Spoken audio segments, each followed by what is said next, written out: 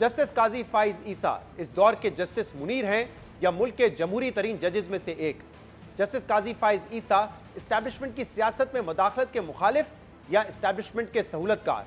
Justice Qazi Faez Isa ने अपने दौर में असूलों पर कोई समझौता नहीं किया या एक सियासी जमात की अदावत में अपने सारे असूल कुर्बान कर दिए।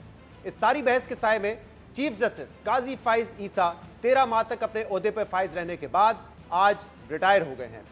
वैसे तो वफाकी वजीर कानून आजम रजीक तारर मुतअद्दिद बार ये वाजे कर चुके और ये खबरें भी सामने आती रही कि जस्टिस काजी फाइज ईसा अपने ओहदे में तोसी नहीं चाहते। उन्होंने एक्सटेंशन लेने से इनकार कर दिया है, मगर बतौर चीफ जस्टिस उनके बारे में आखिरी दिनों तक मुद्दत मुलाजमत में तोसी देने से लेकर आईनी अदालत का पहला जज बनने तक मुख्तलिफ क्यासराइयाँ जारी रही और खुद उनके बाज़ फैसले और वजाहतें इन क्यासराइयों को तकवीत देते रहे।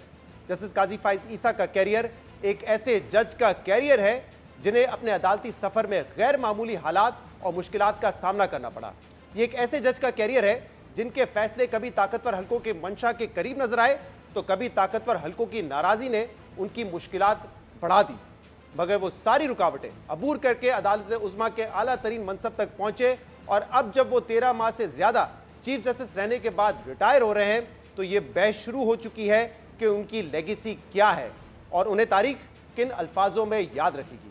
चीफ जस्टिस काजी फाइज ईसा ने 15 साल पहले chief justice Balochistan high court के तौर पे अपना अदालती करियर का आगाज किया था और वो पाकिस्तान की अदालती तारीख के पहले जज थे जिनकी पहली तैनाती ही किसी हाई कोर्ट के चीफ जस्टिस के तौर पर हुई थी, जिसके बाद उन्होंने बतौर जज इंसानी हकूक, स्टैब्लिशमेंट की सियासत में मुदाखलत, अदलिया की आज़ादी और दहशतगर्दी और इंतहा पसंदी के खात्मे, अक़लियतों के हुकूक, विरासत में ख़वातीन के हुकूक समेत कई ऐसे फैसले दिए जो सालों तक मौजूए बहस और उनकी वजह शोहरत बने रहे।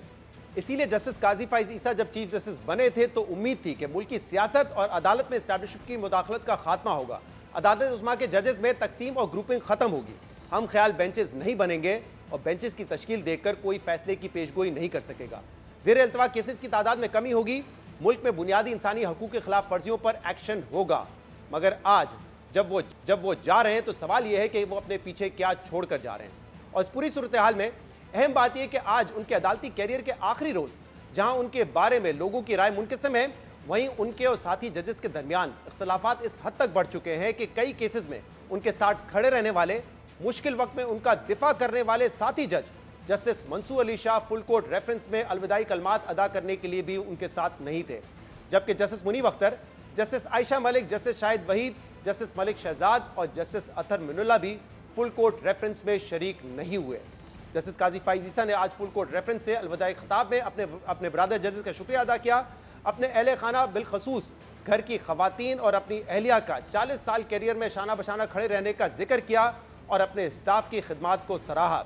जबकि कल सुप्रीम कोर्ट बार और पाकिस्तान बार काउंसिल की जानिब से दिए गए अलविदाई इशारे में जस्टिस काजी फाइज ईसा ने बतौर चीफ जस्टिस अपनी कारकर्दगी शुरा के सामने रखी और नामजद चीफ जस्टिस याया आफरीदी की तारीफ करते हुए कहा कि जस्टिस याया आफरीदी हम सबसे एक दर्जा ऊपर हैं, लोग हमें तो पढ़ सकते हैं मगर जस्टिस याया को नहीं पढ़ सकते।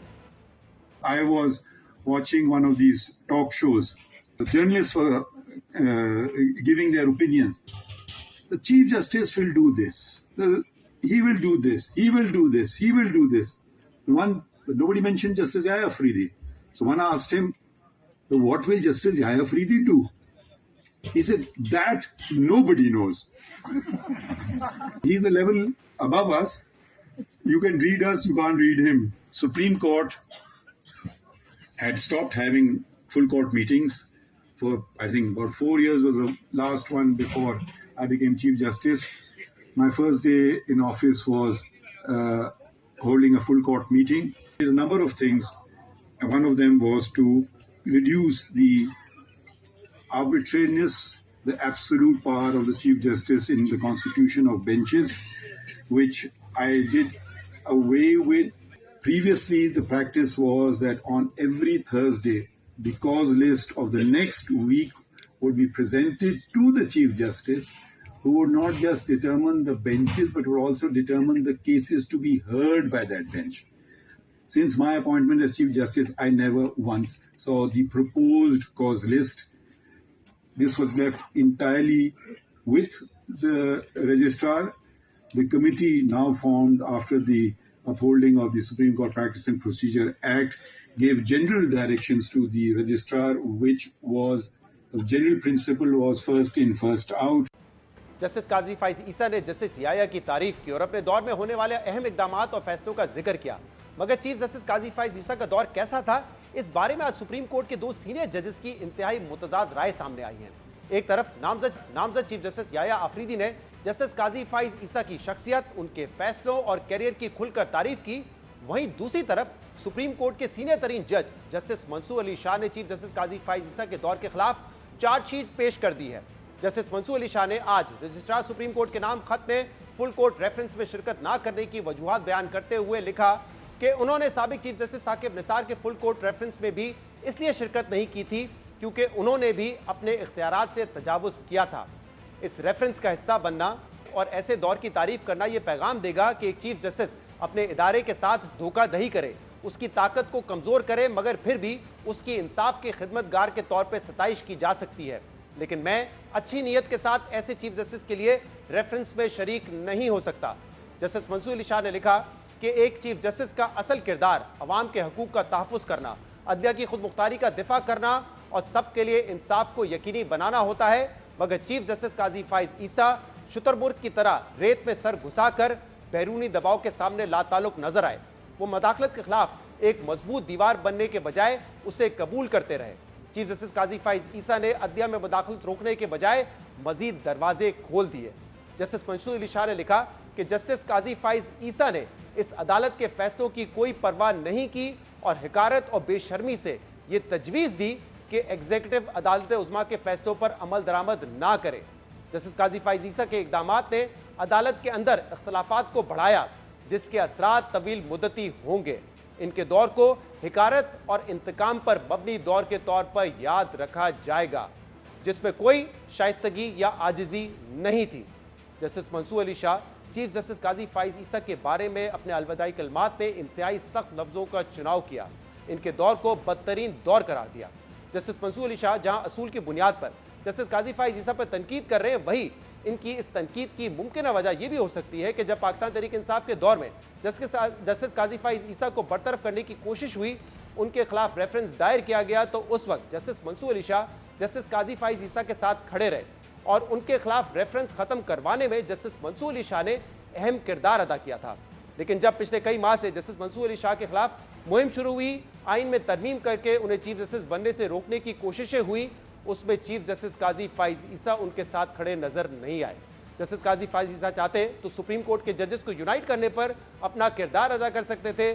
सीनियर तरीन जज जस्टिस मंसूर अली शाह, जो सीनियरिटी और मेरिट पर चीफ जस्टिस बनना डिजर्व करते थे, उनके साथ खड़े हो सकते थे, मगर जस्टिस काजी फाइज ईसा ने ऐसा नहीं किया। जिसके बाद आज जस्टिस मंसूर अली शाह ने तो जस्टिस काजी फाइज ईसा पर सख्त तनकीद की, मगर दूसरी तरफ नामजद चीफ जस्टिस याया आफरीदी ने फुल कोर्ट रेफरेंस से खिताब में जस्टिस काजी फाइज ईसा की खुलकर तारीफ की। जस्टिस याया आफरीदी ने कहा कि आप जस्टिस काजी फाइज ईसा से मुस्कुराकर बात करेंगे तो जस्टिस काजी फाइज ईसा के शाइस्ता जवाब से आप मानूस हो जाएंगे। अगर आप चीफ जस्टिस काजी फाइज ईसा को तंग करेंगे तो गुस्से में उनकी बराबरी कोई नहीं कर सकता। On a personal note, I have found you to be a good, caring human being. To some, this might sound strange. If you meet, greet, and treat Justice Qazi Faiz Issa with a smile and humility, he will reciprocate with such gentle softness, politeness, and care that it will leave you astonished, if not shocked. But mind you, if you in any way provoke him, or if I may say so, poke the bear, then even hell hath no fury to match his scorn, and only God may help and save you.